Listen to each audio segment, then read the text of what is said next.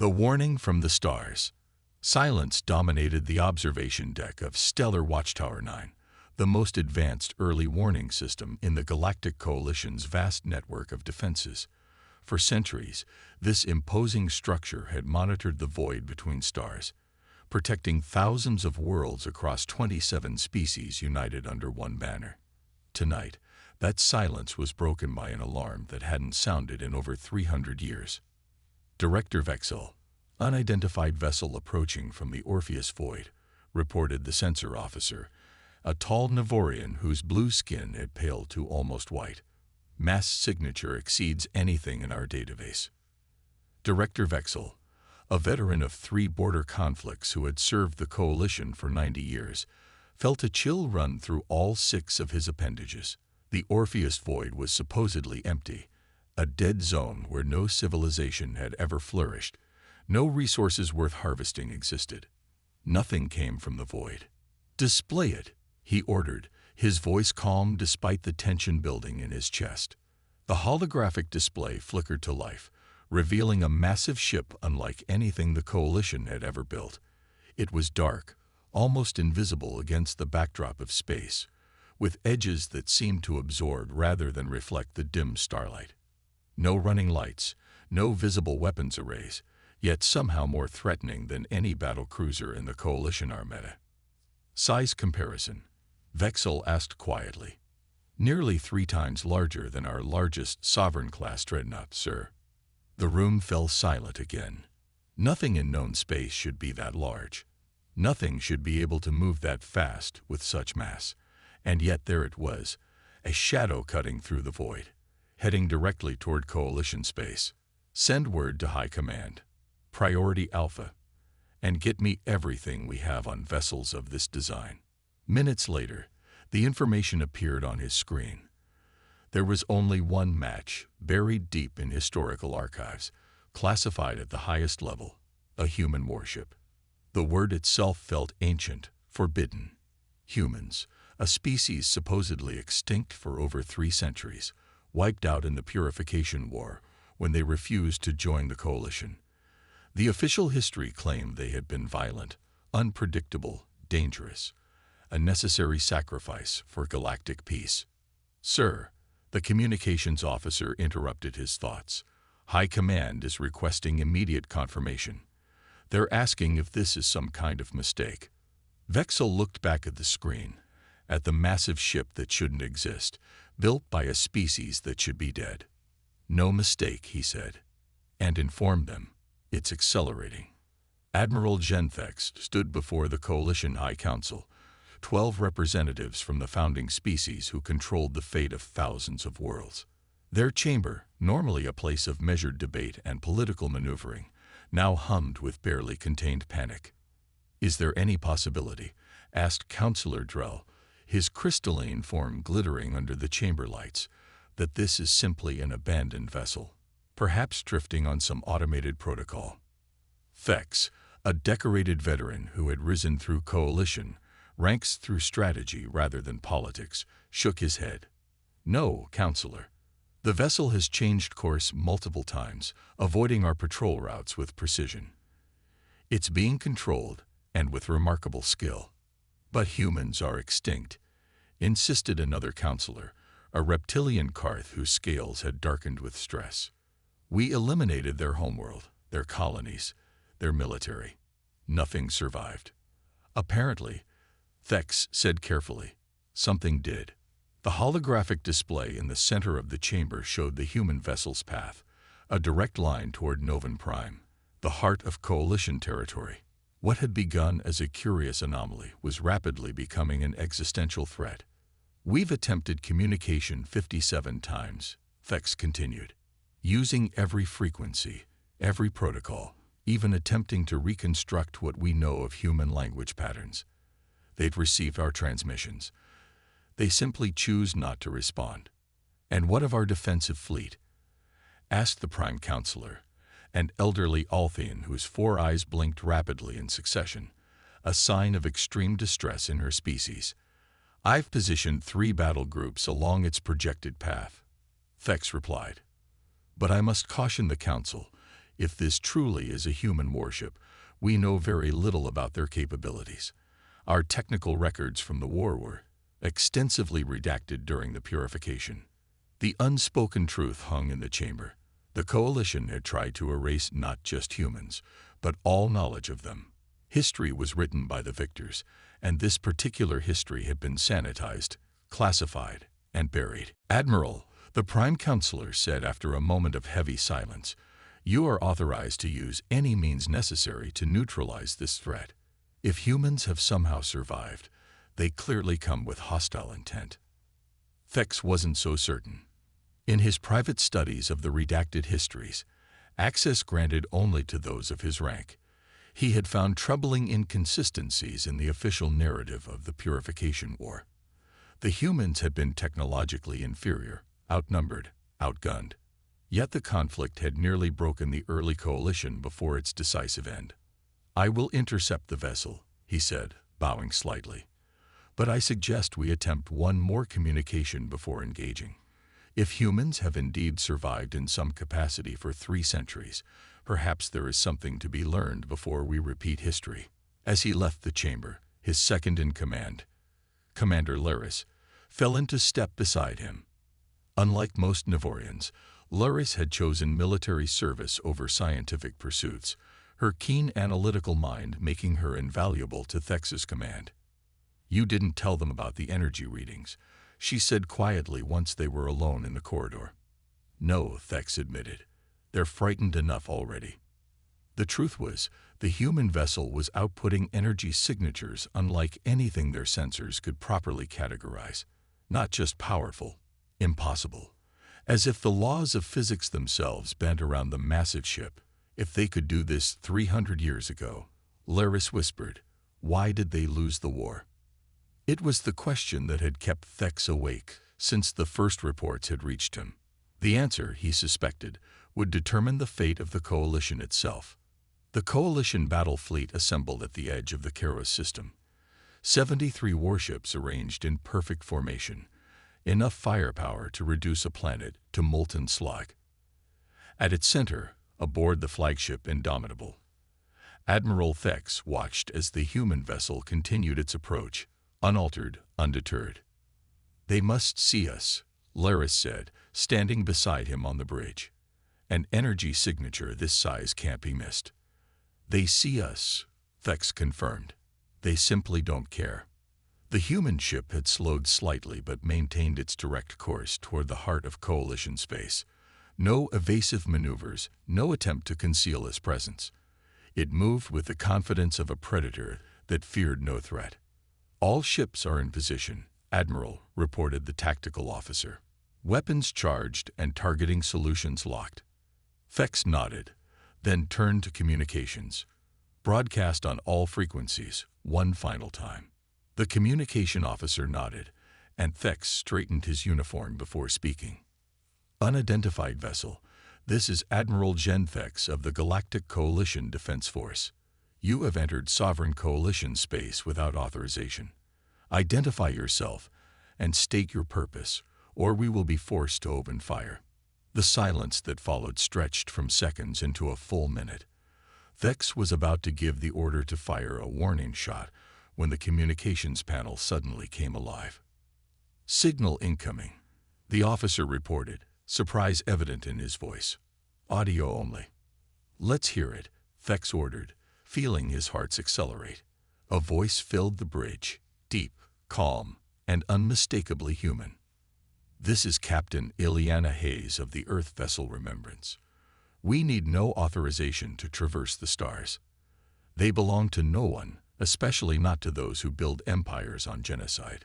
The bridge fell silent, not just at the response, but at the perfect Coalition standard the human captain spoke, a language that had evolved centuries after their supposed extinction. "Captain Hayes," Thex responded carefully, "I am authorized to use force if you do not alter your course.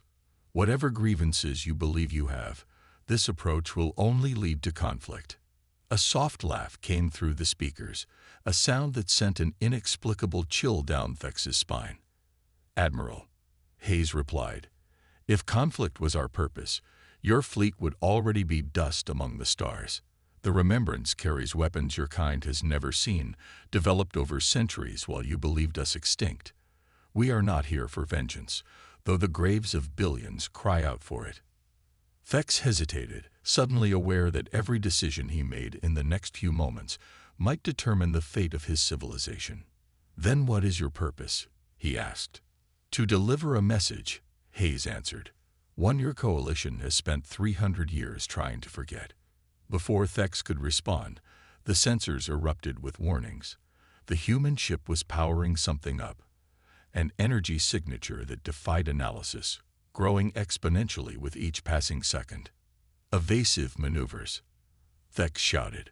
"All ships, defensive formations." But it was too late.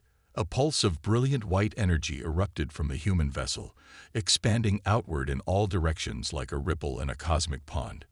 It washed over the coalition fleet in seconds. And then, nothing.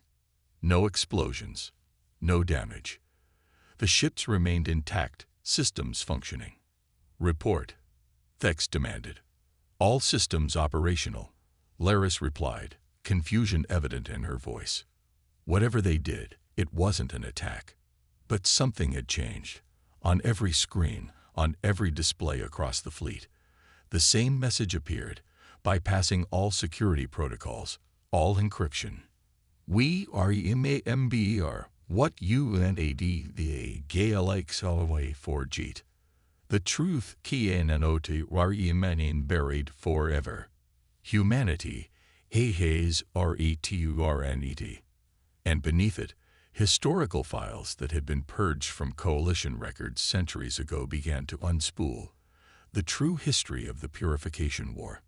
Not a necessary conflict against a dangerous species, but a systematic genocide of a civilization that had refused to surrender its sovereignty. As Thex watched the truth he had only glimpsed in redacted files flood every system in his fleet, he understood what the human ship had really done. It hadn't come to destroy the coalition. It had come to destroy the lie on which the coalition was built. Forgotten no more. Captain Ileana Hayes stood on the observation deck of the Remembrance, watching as the coalition fleet maintained its distance. The initial panic had subsided, replaced by a tense standoff as the coalition commanders undoubtedly struggled to process both the technological implications of what her ship had just done and the historical revelations now spreading through their networks like wildfire. "They haven't opened fire," noted Commander David Chen, her second-in-command and oldest friend. "That's something." "They're calculating," Ileana replied, studying the formation of coalition vessels through the transparent view screen. "Wondering if what we just showed them was the extent of our capabilities or merely a warning." "And which was it?" David asked quietly. Ileana's lips curved into a small smile. "Both. For 3 centuries, humanity had hidden, evolved, and prepared. After the devastation of the Purification War, a conflict that had nearly wiped their species from existence, the few survivors had fled to the darkest corners of the galaxy. Not in defeat, but with purpose.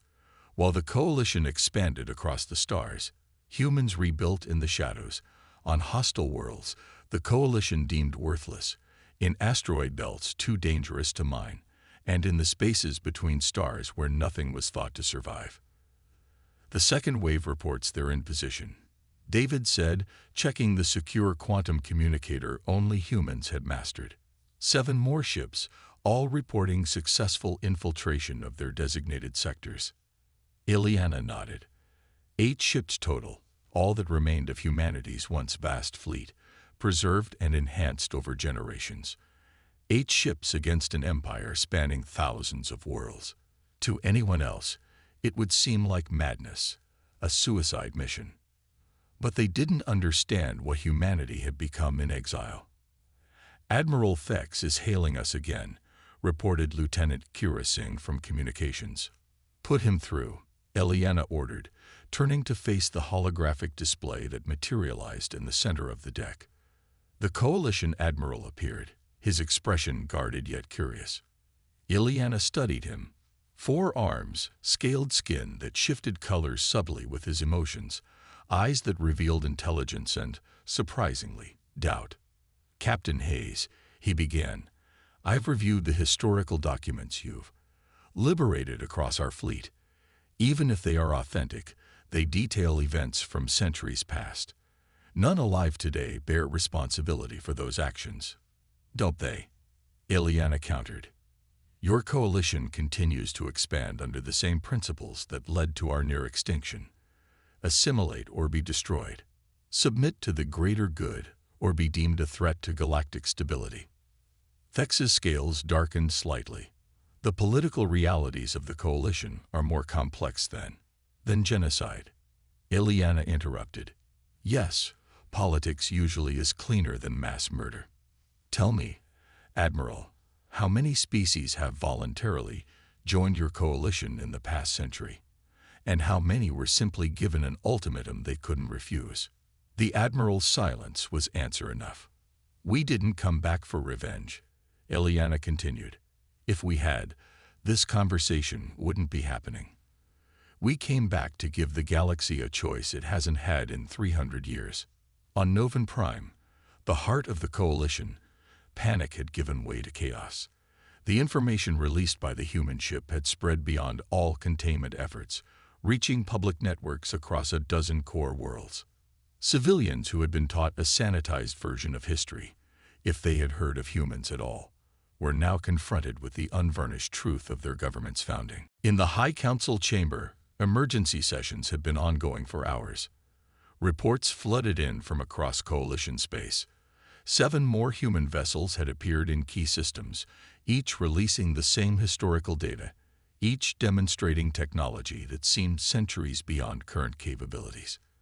"This is clearly an act of war," insisted Councillor Regath, the militaristic Karth representative. "They've infiltrated our networks, spread sedition, and positioned warships near our key worlds. We must respond with overwhelming force." "With what?" countered Councillor Tela, an Althean philosopher. "Did you not see what their lead ship did to Admiral Thex's fleet? Complete system penetration without firing a shot. What do you think would happen if we truly provoked them?" The debate raged while technicians worked frantically to purge the human historical records from coalition networks, a futile effort, they soon discovered. The data had been encoded with some form of quantum encryption that made it impossible to delete. Every attempt simply caused it to replicate elsewhere in the system. "Where have they been all this time?" wondered Councillor Nixian, the youngest member of the High Council. "How could an entire species hide for centuries?" "The Void," whispered an aging archivist who had been summoned to provide historical context. All eyes turned to the frail Tellarite, whose species' long lifespans and perfect memory made them the Coalition's living records. "The purge wasn't complete," he continued, his voice thin but clear. "There were rumors, dismissed as fantasies, of human ships escaping into the Orpheus Void. We never pursued because our sensors couldn't penetrate it, and the region was believed uninhabitable. We declared them extinct without confirmation." Nixian asked, horrified. "It was politically expedient," the archivist admitted. "The war had nearly bankrupted the early coalition. The public needed closure, a clean victory. And so humanity was officially erased. From history, from star charts, eventually from memory." The chamber fell silent as the implications sank in. Their civilization, their alliance of worlds and species, had been built on a foundation of not just conquest, but deliberate historical erasure. "We need to speak with these humans," the Prime Councillor finally said. "Not through military channels, but directly. Whatever they want, whatever their demands, we must negotiate." "Negotiate? With a species we tried to exterminate?" Councillor Regath scoffed. "They've returned for revenge, nothing more." "Then why haven't they taken it?" Councillor Tella countered. "They clearly possess the technology to cause significant damage. Instead, they've only shared information, painful as it may be." As the councillors debated, screens around the chamber suddenly activated, displaying a message being broadcast across coalition space. "The ORPHEUS of Cord. A ninu who balance, favor a glxy, bultonlies. Transmission BGINs, in one HOUR. Admiral Thex stood on the bridge of the Indomitable, watching as a delegation shuttle prepared to dock with the human vessel. Against all military protocol, against the explicit orders of the Coalition Defense Ministry, he had agreed to Captain Hayes' terms, a direct meeting aboard the Remembrance, with only essential personnel and no weapons. "This is a mistake," Commander Laris warned, standing rigidly beside him. "They could take you hostage, or worse.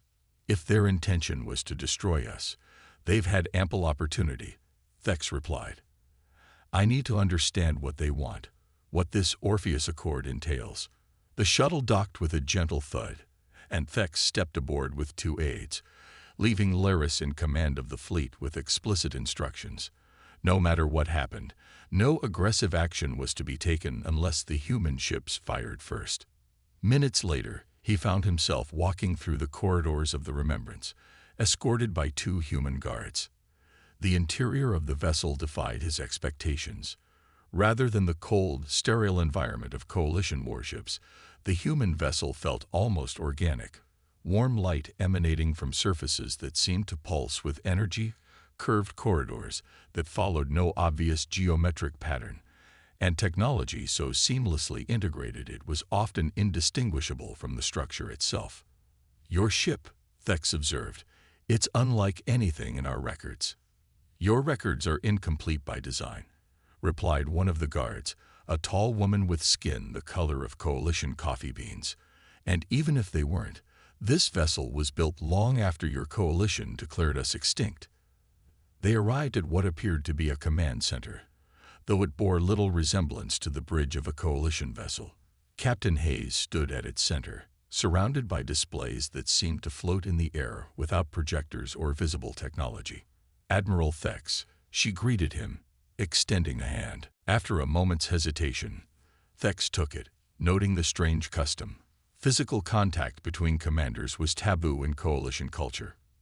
"You've caused quite a stir, Captain," he said. "The Coalition is in chaos." "Truth often has that effect on systems built on lies," she replied matter-of-factly. "But chaos precedes change, and change is why we've returned." "What exactly do you want?" Thex asked directly. "Reparations, territory, revenge, recognition," Hayes answered. "The acknowledgement that humanity exists, that we were wronged, and that we will never again be subject to the Coalition's rule." She gestured, and the floating displays shifted to show star charts. Regions of space Thex recognized as the Orpheus Void and surrounding sectors. "For 3 centuries, we've built a civilization in the darkness," Hayes explained. 17 colony worlds, 3 space stations, and a network of outposts your sensors could never detect. We call it the Orpheus Collective, and as of today, we're declaring it sovereign territory, outside Coalition authority. Thex stared at the displays, trying to process the implications. "You've been there all along." "Impossible. The void is uninhabitable. Radiation levels alone would kill species that hadn't adapted," Hayes finished for him. "Necessity forced our evolution, Admiral. What doesn't kill a human makes us stronger, and very few things can kill us anymore." As if to demonstrate, she passed her hand through one of the holographic displays. Except it wasn't a hologram at all, Thex realized with shock. Her flesh merged with the energy field, circuits briefly visible beneath her skin before she withdrew her hand, unharmed. What have you become?" he whispered. "What we needed to be," she answered simply. "To survive, to rebuild, to return." Across Coalition space, billions of beings gathered around communication screens as the broadcast began. The face that appeared wasn't Captain Hayes, but an elderly human man, his dark skin lined with age, his eyes reflecting a depth of experience that transcended species barriers. "I am Dr. Marcus Hayes," he began, his voice calm yet commanding. "Father of Captain Ileana Hayes, and one of the last humans born on Earth before its destruction. I speak to you today not as an enemy, but as a witness to history, both what was and what could be. The broadcast shifted to images of Earth before the Purification War, a vibrant blue world teeming with life and civilization. Then came footage that had been purged from Coalition archives. The systematic bombardment of human colonies, the destruction of civilian vessels, the final assault on Earth itself. Your coalition was founded on a principle that sounds noble, unity through shared purpose, Dr. Hayes continued. But unity enforced through conquest is not partnership, it is subjugation. Humanity refused to surrender its sovereignty, its right to self-determination. For this, we were deemed a threat and marked for extinction. The images shifted again, showing the aftermath. Human survivors fleeing into the unknown regions of space, establishing hidden outposts in environments that should have killed them. But extinction is not our destiny, Dr. Hayes said firmly. In the darkness of the Orpheus Void, we rebuilt, we adapted, we evolved, not just to survive, but to ensure that what happened to us would never happen again, to any species. The broadcast now displayed a document, the Orpheus Accord. Its terms were simultaneously simple and revolutionary. Recognition of the Orpheus Collective as a sovereign entity, independent of coalition authority. Establishment of neutral zones between coalition and collective space. A guarantee that no species would be forced to join either power against their will. The formation of a truth commission to fully acknowledge the historical record. A mutual defense pact against external threats. We do not seek war, Dr. Hayes concluded. We do not even seek justice for the billions lost. What's done cannot be undone. We seek only to establish a new balance, one where power is not concentrated in a single government, where species can choose their own path without fear of extinction. As the broadcast ended, the reaction across coalition worlds was immediate and varied. Protests on some worlds, celebrations on others, and everywhere, questions about a history most had never known existed. In the depths of the remembrance, Admiral Thex stood beside Captain Hayes as they watched Dr. Hayes' broadcast conclude. Your father is persuasive, Thex admitted. The coalition will not simply cede authority over a quarter of known space. The Defense Ministry is already mobilizing fleets. They won't attack, Hayes said with absolute certainty. You seem very confident, because while we've been talking, Admiral, our technology has been mapping every coalition military installation, every defense grid, every command protocol. If your leaders choose war, they should know that our 8 ships can disable your entire defense network without firing a single conventional weapon. She turned to face him directly. But that's not what we want. Despite everything your people did to mine, we don't want revenge. We want balance. We want peace, but peace with dignity, not peace through submission. Thex was silent for a long moment, contemplating a galaxy fundamentally changed in the span of a day. The coalition had never faced a force it couldn't eventually absorb or eliminate. The implications were staggering. You could have stayed hidden, he finally said. Why reveal yourselves now, after all this time? Hayes' expression softened slightly. Because the galaxy is changing, Admiral. Our long-range scouts have detected something approaching from beyond the rim. Something ancient and hostile to all life. Your coalition faces threats it doesn't even know exist. Humanity didn't just evolve to survive your genocide. We evolved to protect this galaxy from what's coming next. She gestured, and a new display appeared. Readings from deep space that made Thex's blood run cold. Massive energy signatures, unlike anything in coalition records, moving slowly but inexorably toward known space.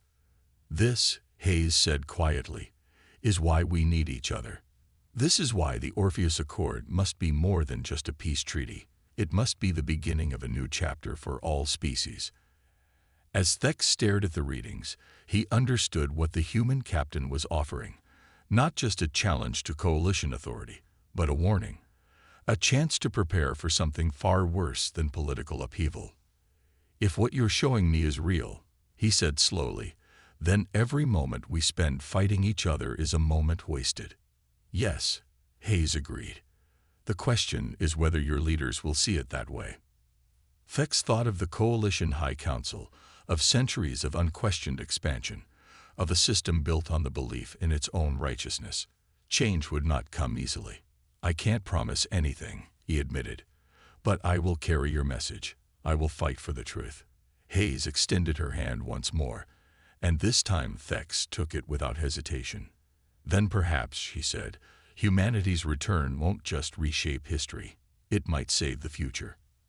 As the Remembrance continued its silent vigil at the edge of Coalition space, a new era dawned, one in which humanity was no longer a footnote in history books, but a power that had returned from the brink of extinction to rewrite the very rules of galactic politics. The warning from the stars had been delivered. The forgotten had returned, and the galaxy would never be the same again.